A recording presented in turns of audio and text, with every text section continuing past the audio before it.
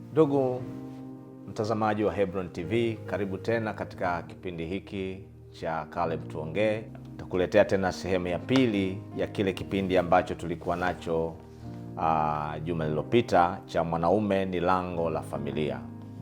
Na kipindi hiki cha Caleb Tuongee kinaletwa kwa udhamini mkubwa wa kanisa la ENCC Mji wa Bwana lililoko Mbezi kwa Msuguri, mahali ambapo mabaya hayaruhusiwi kabisa kuharibu. Leo hii tena ninaye ndugu yangu ambaye atajitambulisha, afu tutaendelea na kipindi chetu cha sehemu ya pili ya kile ambacho tulikianza juma lililopita. Na kwa kuanza, labda ajitambulishe tena, japo si mgeni sana, lakini ajitambulishe ili tuweze kuendelea na kipindi chetu tena siku hii ya leo. Karibu ndugu yangu. Asante ndugu Tito, mwongozaji wa kipindi hiki. Mimi naitwa Michael Mshigwa. Karibu sana ndugu mtazamaji wa Hebron TV kwenye sehemu hii ya pili ya kipindi hiki. Sehemu ya kwanza tulifanya, sehemu ya pili ya kipindi hiki. Karibu sana. Asante. Na kama nilivyosema mara ya kwanza kwamba tunaendelea na sehemu ya pili ya kile kipindi ambacho tulikianza wiki iliyopita, mwanaume ni lango la familia. Na mimi naitwa Tito Mgweno ambaye nitakuwa nikiongoza kipindi hiki siku ya leo. Kwa kuanza, ndugu yangu Mshigwa, kuna hapa kanisani kwetu katika mwaka huu tuna theme inayotembea katika mwaka huu wote wa 2026 kwamba ni mwaka wa mdhihirisho wa lango la Masihi. Mwaka wa mdhihirisho wa lango la Masihi. Hii dhana ya mdhihirisho wa lango la Masihi inahusiana na malango tena au ikoje hii, au tufafanulie kwamba hii ikoje kikanisa, inagusaje watu mmoja mmoja au familia, ikoje? Hii msemo ambao tumepata mwaka huu kwamba huu ni mwaka 2026 ni mwaka wa mdhihirisho wa lango la Masihi. Labda na mimi nionyeshe kwenye kitabu cha Yohana 10 mstari wa 7 hadi wa 9. Yesu anasema yeye ni mlango wa kondoo, na hawa kondoo wanapopita pale kuna mambo yanatokea. Kwa sema wanapopita kondoo kuna mambo yanatokea. Anasema wanaingia zizi, mimi ni milango, anaingia kupitia kwangu ataingia na kutoka na atapata malisho. Atapata malisho. Maana yake maslahi ya huyu kondoo yatazingatiwa. Ndio. Kwa hiyo huu kama mwaka wa mdhihirisho wa lango la Masihi ni kwamba kabla sijaelezea pale keyword ni mdhihirisho. Hiyo ni keyword. Lakini kuna neno lango. Lango. Ndio. Lango ambayo tulianza kuongelea kipindi kilichopita. Tunasema lango ni mahali ambapo kuna vitu vinapitishwa pale, lakini lango hili sio lango la mahali. Huyu ni lango mtu, huyu ni mtu anaitwa Yesu Kristo. Sasa mimi ni lango, maana yake kinachotokea kwake kina uwezo wa kuleta manufaa kwa watu wengi. Sasa sema mdhihirisho wa lango la Masihi. Huyu sio tu Yesu, huyu ni Masihi. Na Masihi kwenye Yesu iko kwenye Kristo. Yesu Kristo. Ile Kristo ndio inabeba ule umasihi. Na ndio maana alivyozaliwa tu ile akasema apewe jina lake Yesu. Lakini Roho Mtakatifu alipokuja juu yake, ule umasihi ndio ulitua pale. Kwa hiyo labda tungewaelezea pia watazamaji wetu wa Hebron TV, tunapozungumzia Masihi tunamzungumzia Yesu kama mpakwa mafuta. Kristo. Kristo ile ni Masihi. Masihi maana yake amepakwa mafuta. Na alipakwa mafuta ili atende mema. Lakini pia alipakwa mafuta ili awaponye wale wote walioonewa na Ibilisi. Ibilisi anaonea watu. Watu wanazaliwa vilema, watu wanapata magonjwa, watu wanakuwa maskini wa kutupwa, hata sababu ya umaskini wao haieleweki. Watu wanafanya kazi, wanaamka usiku saa 11, wanalala saa 6 za usiku, lakini hakuna kitu wanakiona kwenye maisha yako. Hao ni maonevu ya Ibilisi. Yesu alikuja kuwaponya hao walioonewa na Ibilisi. Sasa hii theme ya mwaka huu ya Mji wa Bwana kutoka kwa mtumishi wa Mungu Askofu D.M. Manase, kwamba mwaka huu 2026 ni mdhihirisho wa lango la Masihi. Ina maana ya kwamba kuna vitu ambavyo Yesu alivifanya, amekwisha kuvifanya, lakini kwa baadhi yetu havijadhihirika, havijaonekana. Unajua, wewe ukipokea msamaha wa dhambi leo, haina maana kwamba Mungu amekusamehe leo. Huu msamaha ulitolewa miaka 2000 iliyopita. Ulikuwa uko juu tu ya kichwa chako, unakusubiri wewe upokee ndio udhihirike. Exactly. Sasa huu ni mwaka ambao tumeambiwa ndio mwaka wa kudhihirika kwa hili lango la Masihi. Hili lango limefanya nini? Hili lango limepitisha vitu gani? Ndio vitu ambavyo tunataka tujihoji na tukusaidie wewe ndugu mtazamaji. Hili lango la Masihi limepitisha neema ya wokovu. Hili lango la Masihi limepitisha msamaha wa dhambi. Hili lango la Masihi limepitisha uponyaji wa afya ya mwili wako, uponyaji wa ardhi yako, uponyaji wa biashara yako, uponyaji wa kuku wako, ng'ombe wako, mifugo yako. Kila unachokifanya Mungu amesema anabariki kazi ya mikono yako. Hicho ndio kitu ambacho mtumishi wa Mungu anasema huu ni mwaka, hayo mambo sasa yatadhihirika, yataonekana. Ulinzi katika maisha yako. Kama ulikuwa haujawa promoted, mwaka huu utapata promotion ya kwako, kwa sababu promotion haitoki kusini wala kaskazini wala magharibi. Promotion inatoka kwa Mungu. Huu ni mwaka wa hayo mambo kudhihirika. Yale ambayo Kristo ameyafanya tumekuwa tukiyasoma, tumekuwa tukihubiriwa, lakini mwaka huu ni mwaka wa mdhihirisho wa lango la Masihi. Una kansa, kaa mkao wa uponyaji. Mwaka huu ni mwaka wako. Hiyo kansa haitakuua, haitakutesa tena. Una blood pressure, itaondoka katika jina la Yesu, kwa sababu huu ni mwaka wa hivyo vitu kudhihirika. Yesu alileta uponyaji. Kwa kupigwa kwake tumepona, kwa kupigwa kwake tumepona. Alimwaga damu yake. Kwa huu ni mwaka wa yale yote ambayo Yesu pale msalabani aliposema yamekwisha. Huu ni mwaka wa mambo kudhihirika, kuonekana, tuyashangilie, tuyafurahie. Huu ni mwaka wa sherehe. Huu ni mwaka wa kumtukuza Mungu. Huu ni mwaka wa kupokea haya mambo yadhihirike kwenye uchumi wetu, kwenye familia zetu, kwenye ndoa zetu, kwa watoto wetu, kwenye biashara zetu, kwenye kila kitu na kila eneo la maisha yetu. Asante. Umeielezea hiyo theme vizuri kabisa na imeeleweka, lakini kuna kitu kinaitwa malango watu.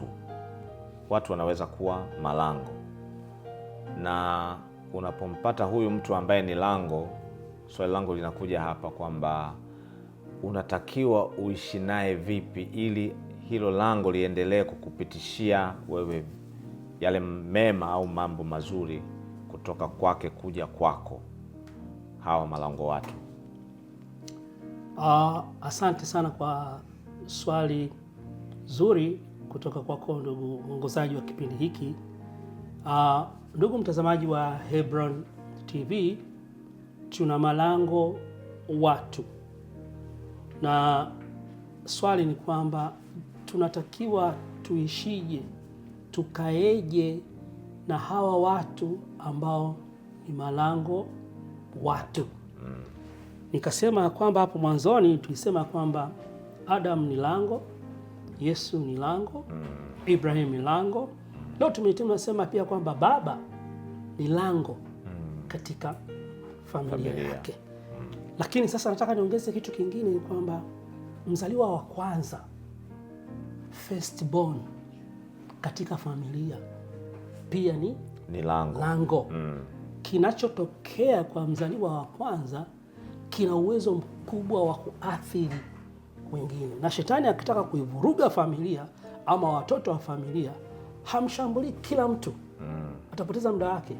Anamkamata baba, anakamata firstborn, amemaliza familia, ameharibu familia. Hao ndio malango. Kwa hiyo firstborn ni lango.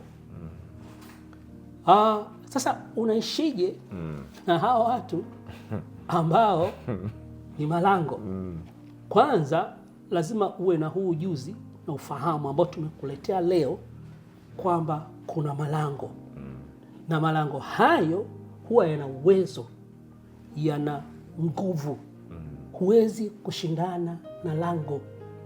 Kama una kaka yako ni firstborn, una dada yako ni firstborn, inabidi umheshimu.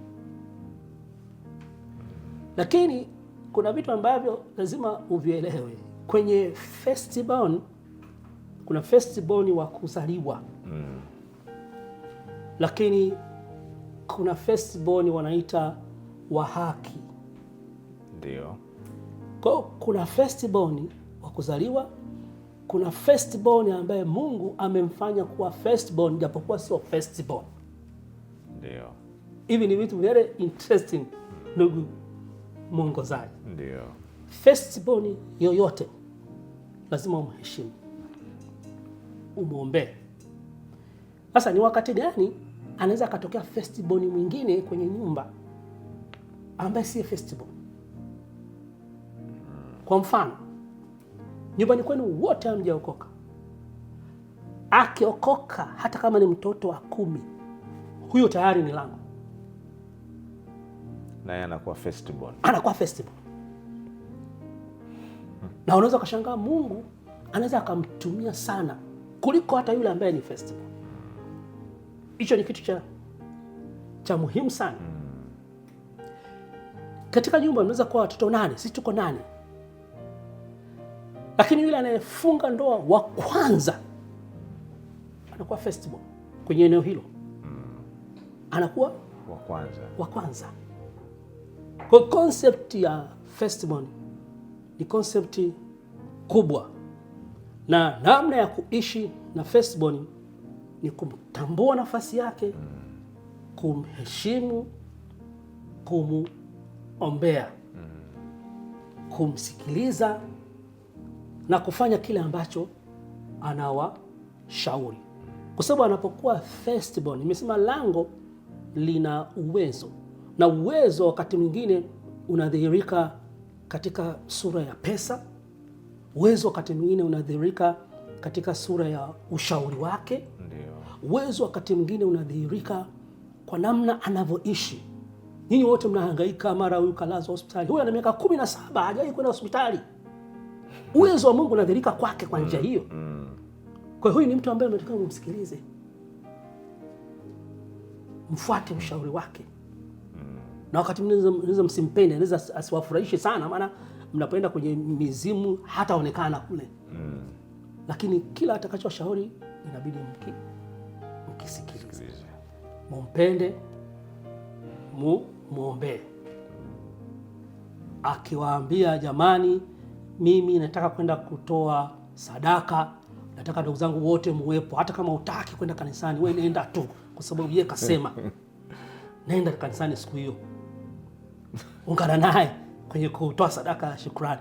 Huenda katika hilo Mungu atakugusa kwenye kitu fulani.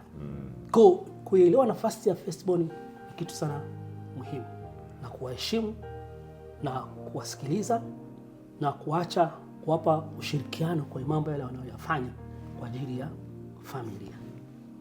Yeah. Na kwa mfano kuna firstborn wengine ni wakorofi. Kwa mfano tukichukulia mfano wa Kaini na Abel. Ndio. Firstborn alikuwa ni Kaini, na tunajua aliyoyafanya mpaka akamuua ndugu yake Abel. Ukipata firstborn wa namna hii, labda mko wawili kama Kaini na Abel walivyokuwa wanaishi, na ukiwa na firstborn mkorofi kwa kiwango hiki, maisha kwako si yatakuwa magumu sana, au unatakiwa ukae naye vipi mtu kama huyu? Na ndio maana Abeli alikuwa mpole na alikuwa anamsikiza kaka yake na alikuwa anamwamini. Hata alipomwambia tu nyikani tukatembee, hakuweza kumfikiria kitu kwamba anaweza kunizuru. Hakuweza kumfikiria, na ndivyo alivyotakiwa kufanya na kuishi na behave. Firstborn anaweza kuwa mkorofi, ni kweli, lakini bado unatakiwa utambue nafasi yake na kumheshimu, na ndio maana nimesema ni muhimu sana pia kumwombea yule firstborn, kwa sababu ana kitu ambacho akikosea kitawaathiri wote. Ndio shida ya hawa firstborn. Effect yake inakuwa na mwangwi mkubwa kwa familia kuliko mtoto mwingine yoyote akifanya kitu kama kile. Okay. Yeah. Tunapozungumzia firstborn tunamaanisha kwamba ni yule mtoto wa kwanza ambaye ni lango. Hiyo ndio tunachozungumzia, lakini pia naamini tutafikia wakati tutaandaa vizuri hii dhana ya firstborn na nini tuje tuielezee labda kwa kina chake. Nafikiri itatusaidia zaidi pamoja na watazamaji wetu. Nafikiri kwa sababu ndio maana nimeelezea kwamba dhana ya firstborn ni pana, kwa sababu kunaweza kupakawa na firstborn wa kuzaliwa, lakini atakaye oa wa kwanza anaweza siwe firstborn, yule naye tayari kashakuwa firstborn. Lakini utashangaa labda atakayeokoka wa kwanza kwenye familia yenu, yule naye ni firstborn. Naona. Lakini wakati mwingine firstborn anaweza akawepo tu kama shati, hafanyi chochote, lakini Mungu akamuibua mtoto wa pili kutoka mwisho ambaye automatiki anabeba majukumu yote pale nyumbani, na asipokuwepo kwenye kikao hata baba asema mpaka fulani awepo, huyo naye ni firstborn. Kwa hiyo unakuta Mungu kama vile Mungu alivyomuinua Yakobo. Firstborn ni Esau, lakini Mungu amemweka Yakobo kwa firstborn. Kutakuwa na mapambano na vita, kwa sababu firstborn lazima kuwe na vita kwenye maisha yake. Firstborn anapata vita kwa sababu ya majukumu yake, lakini firstborn anapata vita kwa sababu shetani anampinga, kwa sababu kuna uwezo mkubwa umewekwa ndani yake. Kwa hata firstborn nyumbani ambao wako kutoka mama zezeta ni vita katika ulimwengu wa roho. Wale wangepata maombi ya kutosha na neno la Mungu, wangeamka na kukaa kwenye nafasi zao. Kwa ndio maana mtu firstborn wengine wako kama mama zezeta. Ile ni vita kwenye familia kutoka katika ulimwengu wa roho, kwa sababu shetani anajua kwamba akimpata yule ameshamaliza hawa wengine. Asante. Na tunapozungumzia lango kama kiongozi wa nchi, sasa tuje kwa mfano rais au mfalme, huyu naye ni lango kwa nchi yake au inakuwaje? Viongozi wote wa nchi ni lango. Mfalme wa nchi ni lango. Mambo ambayo kiongozi atayafanya kwenye nchi yatakuwa na madhara ama faida kwa wananchi wote. Akikosea kiongozi wa nchi,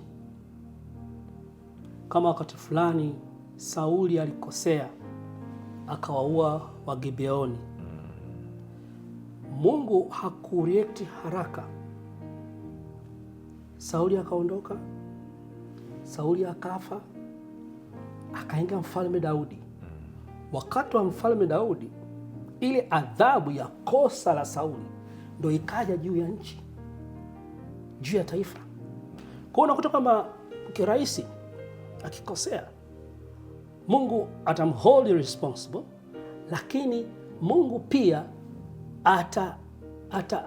ataleta vitu kwenye nchi. Lile kosa la rais ni kosa juu ya nchi, sio kosa juu ya rais peke yake. Hapana, ni la nchi nzima, ni la nchi nzima. Na ndio maana tunataka tumwombee rais wetu anapokosa. Usidhani kwamba kakosa yeye, no, tumekosa wote. Tunapoenda mbele za Mungu tunatubu wote. Usidhani kwamba lile kalifanya rais, hapana, kwa sababu madhara yake yanashuka kwetu wote. Kwa hiyo rais, mfalme, kiongozi kwenye taasisi, huyo ni watu wa kuwaombea, kwa sababu hao ni malango, wabeba maono kwenye huduma. Kwa mfano, anayebeba maono huyo akifanya kosa, consequences zinarudi kwenye huduma yake yote. Huduma yake yote. Kwa hiyo ni muhimu sana kuwaombea hao viongozi. Okay. Yeah. Na ndugu mtazamaji wa Hebron TV, nikukumbushe tu kwamba kipindi hiki cha Caleb Tuongee kinakujia kwa udhamini mkubwa wa kanisa la ENCC Mji wa Bwana, kanisa ambalo liko pale Mbezi kwa Msuguri, na ibada za kanisani pale ni kila siku ya Jumapili kuanzia saa 3 asubuhi na kuendelea. Katika ibada za Jumapili tunakuwa na kumsifu Mungu, kumwabudu, tunasikiza shuhuda, tunasikiliza neno la Mungu, kuna waimbaji wataimba, na pia tutasikiza neno la Mungu. Mwisho tunapata maombi na maombezi. Yote haya ni kwa ajili yako wewe, kukusaidia kukua kiroho na kufunguliwa. Na pia siku ya Jumatano kuanzia saa 10:30 jioni kunakuwa na ibada ya ukombozi na uponyaji, ibada ambayo tunamwona Mungu akiwafungua wengi kupitia ibada zile, wenye shida mbalimbali, wenye kuonewa na ibilisi, wote wanafunguliwa kupitia ibada zile.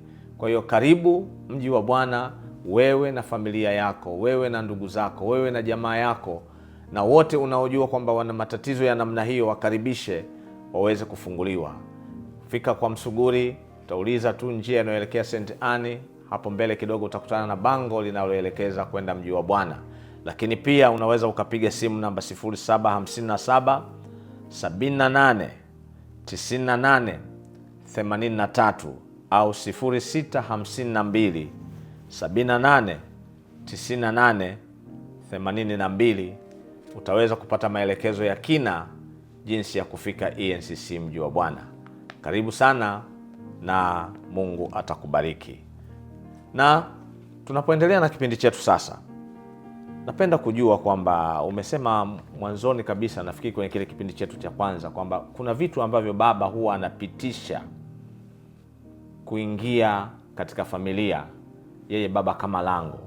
Sijui baba huyu anaweza akapitisha vitu gani kwenye familia yake? Okay. Baba kama lango anapitisha vitu, kwa mfano watoto. Watoto wanatoka kwa baba, wanaenda kwenye tumbo la mama, wanapewa miili, wanazaliwa. Sasa kwenye kupitisha watoto, kuna mambo katika maisha yanatoka huko nyuma kwenye vizazi. Kuna mambo ambayo yakiendelea kwenye ukoo yanakuwa sehemu ya nasaba, genes. Yes. Yeah. Mimi nimeona kwetu kule wale majirani zetu ambao wazazi wao walisoma, watoto wao na wenyewe wengi wamekuwa walimu, wengine wamekuwa malecturer, wengine wamekuwa maprofesa. Ndio. Simply kwa sababu babu alisoma, baba amesoma, watoto wanakuwa wasomi nao hivyo hivyo katika viwango tofauti. Kwa hiyo ina maana anapopitisha watoto, like father like son, anapitisha watoto wenye mambo kama ya kwake. Kwa hivyo ni vitu ambavyo baba anapitisha.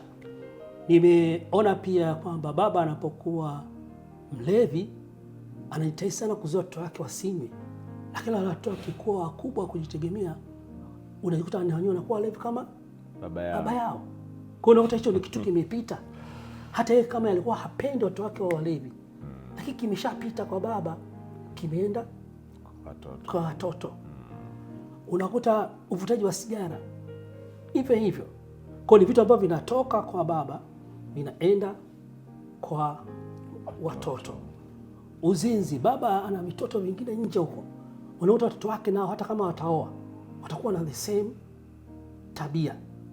Kwa hivi ni vitu ambavyo vinapita kutoka kwa baba kwenda kwa watoto, hata kama hapendi, kwa sababu watoto hawasikilizi tu mahusia ya baba na mama, lakini pia wanaangalia maisha yao jinsi yalivyo.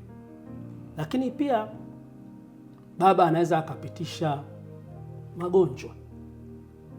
Kuna magonjwa yanaweza akapita, babu alikufa kwa hiki, baba naye akafa kwa hiki, mtoto naye anategemea kwamba akifika umri fulani naye akaanza kupata hiki, akasema hiki ndicho kilichomuua baba. Kwa hiyo wanaita wakati mwingine generation curse ama laana za ukoo. Kwa hivyo ni vitu vinapita kutoka kwa baba kwenda kwa watoto. Kwenda kwa watoto. Kwa hiyo unakuta baba kama amejenga nyumba, watoto wameishi maisha mazuri, kuna uwezekano mkubwa wale watoto pia nao watajenga nyumba zao na wataishi maisha mazuri. Ukikuta baba amekaa kwenye nyumba ya kupanga mpaka amefarikia pale kwenye nyumba ya kupanga, kuna uwezekano mkubwa wale watoto na wajukuu na wakaishi maisha ya kupanga hayo kwa sababu yamepita kwa baba. Hali ya uchumi vile vile, hali ya elimu vile vile. Kwa hiyo unakuta baba kama lango ni muhimu akajua hivi vitu. Kuna baba ambao hawaendi kanisani, hawaendi kwenye ibada. Jumapili anaamsha watoto wanalazimisha waende kanisani, lakini yeye haendi. Kwa hiyo unakuta watoto wakiwa watu wazima na wenyewe hatakuwa na thamani, haoni uthamani wa kwenda ibada kwa sababu baba alikuwa haendi. Na wanasema ya kwamba mama akiokoka anaweza akashawishi 30% ya familia ikaokoka. Wanasema baba anapookoka anaweza akashawishi zaidi ya 75 mpaka 100 ya familia kuokoka, kwa sababu yeye ni lango. Yaani kitu kinachotokea kwake ni kina uwezekano mkubwa kikafanyika kwa watoto na kwa wajukuu. Kwa kuna vitu ambavyo baba anaviishi automatiki vinagusa na kuleta faida au hasara kwa watoto, hata kama baba hapendi. Na hapa ndipo tunapenda kuwaonya viongozi wote, wawe ni wa siasa, wawe ni wa serikali, ni vizuri wakaishi maisha ya uadilifu, kwa sababu mambo wanayoyafanya yatakuwa na madhara kwa wake zao, kwa watoto wao na kwa wajukuu wao. Hii ni kanuni ya kiroho. Wewe kama baba, unachokifanya kazini unaweza usione mahusiano yake moja kwa moja na familia yako, lakini kama ni kibaya, kama ni kitu cha kumwaga damu, kama ni kitu cha kudhulumu watu, kama ni kitu cha kuiba mali ya umma, unaweza ukajenga majumba mazuri, lakini watoto wako na wajukuu wako hawezi kuisha mahali pazuri, kwa sababu kuna mali za damu siko kwenye familia, na madhara yake yatakuta watoto, madhara yake yatakuta wajukuu, kwa sababu imepita kutoka kwa baba. Na kuna roho na damu za watu zinalia. Kuna watu wanateseka, kuna watu waliowadhulumu. Kwa kinachofanyika kwenye maisha ya baba kina madhara moja kwa moja katika familia. Na ndio maana kipindi cha leo tunataka tuwasihi wa baba wajue kwamba maisha yao sio ya kwao wenyewe. Mungu amewapa dhamana, akawapa ndoa, akawapa familia, akawapa watoto. Maisha yao yanagusa ile familia yote. Ni vizuri wakaishi maisha yanayompendeza Mungu, na maisha ambayo hata kama atapata kidogo, sio kingi sana, lakini Mungu atambariki katika hicho, na watafanikiwa, watakuwa na furaha, yeye na watoto wake na wajukuu. Kuna kitu umeongea hapo kwamba alivyo baba ndivyo watakavyokuwa watoto, lakini mara nyingine nimeona kwamba kuna watoto ambao baba zao ni walevi sana, lakini wao hawako katika mkumbo huo, yani sio walevi, na wameamua kufuata maisha tofauti na baba yao, na wakati mwingine hata hawajaokoka, lakini zile tabia za baba huwa hawazipendi na hawaishi maisha hayo. Hii inatokeaje? Hiyo inaweza ikatokea kwa nasibu. Sio kitu ambacho, sio trendi ya kawaida ya maisha. Na ndio maana utakuta baba akiwa mfanya biashara, likely watoto watakuwa wafanya biashara. Najua wale ambao baba zao ni madaktari, wengi pia wamedondokea kwenye udaktari. Wale ambao baba zao ni madereva, na wao wanajikuta wanakuwa madereva. Hivyo ndio kawaida. Lakini wakati mwingine Mungu anakuwa na neema ya kwake binafsi, akamlinda mtoto fulani, akahifadhiwa kwa ajili ya kusudi na mapenzi ya Mungu kutoka kwenye zile tabia za baba yake. Hiyo inaweza ikatokea pia. Okay. Na tumesikia madhabahu lango linaweza kuwa ni madhabahu, na kwenye madhabahu kuna madhabahu za upande wa giza na madhabahu za upande wa nuru. Napozungumzia giza ni upande wa shetani na nuru ni upande wa Mungu. Sasa inakuwaje kwamba hili lango liko kwenye madhabahu ya nuru au lango hili liko kwenye upande wa madhabahu ya giza? Nikiangalia nitazitofautishaje hizi madhabahu, kwamba nikiona hiki na hiki na hiki nitajua hii madhabahu ni ya giza au hii madhabahu ni ya upande wa nuru? Nitazijuaje? Siku moja Paulo alienda kuhubiri Injili mahali. Ndio. Kwenye mji, sikumbuke ilikuwa kwenye Matendo 14. Alipoenda kuhubiri ikafanyika miujiza mingi sana. Ndio. Ndugu mtazamaji wa Hebron TV, ilipofanyika miujiza mingi, palikuwa na mungu anaitwa Herme. Wale waabudu ile miungu ya Herme wakatafuta sadaka ili wakatoe kwenye lango la ule mji, kwa sababu wamesema Paulo naye walimwita jina la Herme, jina la mungu wao, kwa yale ambayo aliyafanya pale katika mji wao. Paulo, Biblia inasema Paulo wakachana nguo zao, wakaenda wakamwambia, hatutaki kufanya hivi, kwa sababu ilikuwa ni sadaka za miungu mingine. Na haya ilikuwa ni malango ya mji. Kwa hiyo unakuta lile ni lango la kuingia kwenye mji, lakini pia ni madhabahu. Kwa hiyo wale watumishi wa wale miungu walikuja kutoa sadaka kwenye lile lango la kuingia kwenye ule mji. Kwa hiyo kuna malango ambayo pia yanakuwa ni madhabahu. Kwa mfano msalaba ni madhabahu. Ndio. Na Yesu Kristo alitolewa pale kama sadaka. Yesu Kristo ni lango liko pale, madhabahu iko pale, sadaka imetolewa pale. Sadaka ya Yesu Kristo, kuna nafsi, kuna roho, kuna mwili. Kila kitu cha Yesu kilitolewa pale. Kila kitu kilitolewa pale, na tunapata manufaa ya ile sadaka na ile madhabahu. Madhabahu huwa inakuwa na vitu vifuatavyo. Kwanza, inakuwa na sadaka. Ndio. Lakini pili, madhabahu inakuwa na watumishi wa ile madhabahu. Lakini tatu, madhabahu inakuwa na vitu inavyoachilia kwa wale watu wanaoabudu ile madhabahu, kwa madhabahu ile. Inaweza kuwa ni baraka, inaweza kuwa ni laana. Inaachilia. Kwa hiyo kwenye lango lile la Yesu Kristo, lango la Masihi, yeye anaachilia baraka. ndio Malango yale ya nguvu za giza yanaachilia laana, hayaachilii baraka. Yanaachilia laana, yanaachilia vifo vya mapema, yanaachilia magonjwa kwenye familia. Ugonjwa uliopata bibi ndio ugonjwa utakao kufa nao mama, ndio ugonjwa ambao binti naye anategemea mimi nikifikia umri fulani nitakufa kwa ugonjwa huo.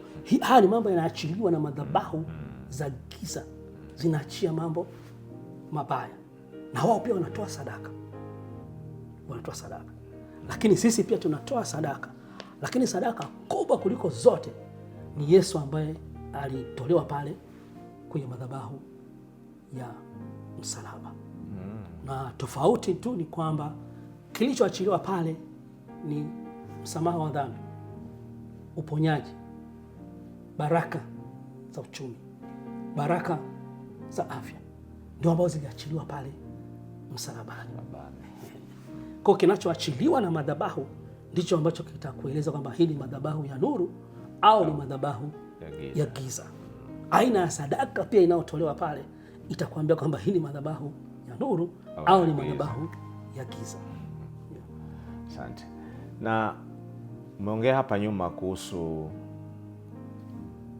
baba alivyo baba ndivyo alivyo mtoto. Sasa baba kama lango, na anajijua kwamba yeye baba anayejitambua kwamba mimi ni lango kwa ajili ya familia yangu kupitishia mema. Huyu baba anatakiwa aishi vipi au afanye nini au aweje ili ahakikishe kwamba hayo mema yanaifikia familia yake? Okay. Mimi nadhani ni swali zuri sana kwamba baba anatakiwa afanye nini kama lango. Kisha kwanza apate maarifa kama haya. Ajitambue kwamba yeye kama baba wa familia, yeye ni lango. Kinachotokea kwenye maisha yake kina uwezo wa kugusa familia, chanya au hasi. Na kicha pili anatakiwa ajue kwamba hiyo ni miundombinu ambayo tumeongelea, malango katika ulimwengu wa roho, malango katika ulimwengu wa mbingu, ni miundombinu ambayo Mungu ameitengeneza, sio shetani. Kwa hiyo yeye kama lango, maanake Mungu amemdesign na kumweka hivyo kama lango. Kwa hiyo inabidi awe na ushirikiano na mahusiano na Mungu ili yeye kama lango aweze kufanya wajibu wake kama lango. Kitu kinachopita, kinachofanyika kwake, ajue madhara yake kwa watoto. Kwa hiyo tatu, anatakiwa awe mtu ambaye anahudhuria kwenye ibada. Anahudhuria kwenye nini? Ibada. Kwenye ibada kwa faida yake, lakini pia kwa faida ya familia yake. Kwa faida ya kwake, lakini pia kwa faida ya familia. Mtoto ambaye anafungua macho hivi yuko kwenye ibada atakuwa tofauti na mtoto ambaye hajawahi kwenda kwenye ibada. Lakini 4, anatakiwa atoe sadaka, amtolee Mungu sadaka. Yeye kama lango anatakiwa atoe sadaka. Na utoaji wake wa sadaka kwa familia uwe wazi, watoto wajue baba anatoa sadaka, na awafunze wao pia kutoa sadaka. Awape sadaka wa kutoa wakati wanapoenda kwenye ibada. Yale ni mafundisho, ni mafunzo ambayo wanajifunza kwa vitendo, kwa kuona kile ambacho baba anafanya. No. Kwa hivyo ni vitu ambavyo ni muhimu sana huyu baba kuvifanya, akijua kwamba yeye ni lango. Lakini 5, anatakiwa ajue kupambana. Yeye kama lango, kuna vita vinatokea kwenye malango, na ndio maana niliintroduce hiki kitabu kwenye kipindi cha kwanza cha Angamiza Mharibu. Ni kitabu ambacho ndugu mtazamaji wa Hebron TV, kitakusaidia. Kimeandikwa na mtumishi wa Mungu Askofu D.M. Manase. Kitakusaidia namna ya kupambana katika maisha yako. Wewe kama baba, wewe kama lango, kuna vita vinatokea kwenye malango, na shetani anapenda kuyavuruga haya malango, kwa sababu anajua wewe una faida kubwa ama una madhara makubwa katika familia. Shetani akija kwenye familia hana haja ya kupambana na mtu mwingine, atapambana kwanza na baba, atapambana na firstborn. Akishampata baba, akampata firstborn, ameshaimaliza ile familia. Kwa hiyo unatakiwa, hichi kitabu kitakusaidia namna ya kuomba.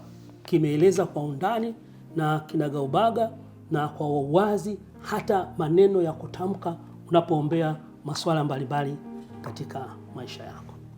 Asante. Labda kwa kumalizia, naona muda wetu umekaribia kufika mwisho. Ndio. Niulize jambo la mwisho, kwamba umezungumzia hii pointi ya mwisho kwamba ni vizuri baba akiwa muombaji, ni vizuri baba akiwa ana uwezo wa kupambana vita ya kiroho. Lakini hapa tunazungumzia pia kwa ujumla maisha ya kina baba, awe yuko kanisani au hayuko kanisani. Sijui unamshauri nini huyu baba ambaye hayuko kanisani, ambaye wakati mwingine au ni Mkristo lakini haendi kanisani, hajui kuomba, hawezi kuomba, hawezi kupambana hiyo vita ya kiroho. Unamshauri nini baba kama huyu, kwamba familia yako inaweza ikapata madhara kama huiombei, kama hupambani vita hiyo ya kiroho, kuna madhara yataipata familia yako? Unamshauri nini mtu kama huyu, baba kama huyu? Kwanza napenda mtazamaji wangu wa Hebron TV uelewe ya kwamba baba ana nafasi ya pekee sana kwa watoto, kwa familia. Katika neno la Mungu na tunaonyesha kwamba baba ndiye anaweza akambariki mtoto na baraka zile zikakaa katika maisha ya mtoto. Kwa hiyo shetani asingependa huyu baba wabariki watoto wake. Kwa hiyo ninachokushauri mwanamume mwenzangu ambaye ni baba, unatakiwa ujue ya kwamba wewe kama baba, Mungu alikudesign hivyo ili kila kinachotokea kwenye maisha yako kiwe na athari ama mbaya au nzuri kwa watoto wako. Na kwa hiyo ni vizuri ukawa na uhusiano na Mungu. Na uhusiano namba moja na Mungu, lazima uyatoe maisha yako binafsi kwa Mungu. Umpokee Yesu kama Bwana na Mwokozi wa maisha yako.